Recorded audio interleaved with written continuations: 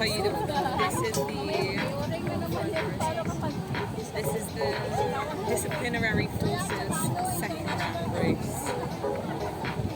and the next is next is secondary schools again.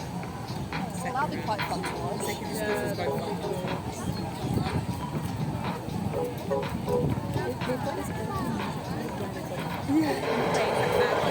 好啦，我而家見到啦，啱啱亦都開始咗比賽㗎啦，咁啊就係我哋今日嘅第30場次，第31場次至啱。信和集團呈現紀律部隊錦標賽嘅第2回合賽事，啱啱介紹過啦，一線係民安隊龍舟隊，二線係懲教處體育會，三線呢就係醫療輔助隊龍舟隊，四線係警察龍舟隊，五線係入境事務處龍舟隊，第六線係 RCC 廉政公署，第7線係香港海關龍舟隊，第8線呢就係香港消防處體育福利會龍舟隊啦。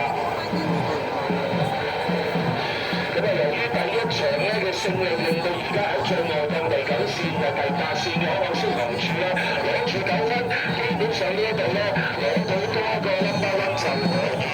鎖定我哋呢一場紀律部隊錦標賽嘅冠軍㗎啦。去到最後咧，最後衝刺階段咧仍然都係香港消防處領先，跟隨其後7線香港海關排喺第2，另外後邊仲有4線嘅警察龍舟會，即係話1、2、3嘅基線裏邊。不過咧，警察如果做呢啲咧係好睇呢個口徑，可能佢都會追到7線嘅香港海關，都為時已晚啦。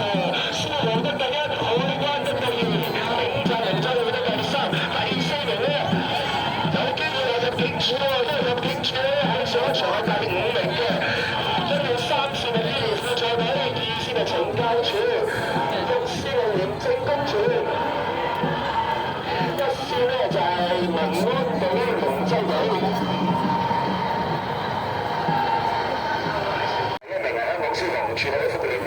第2名係香港海關，第3名係警察龍舟會，第4名係懲教處龍舟會，第5名係入境處，第6名係醫療輔助隊，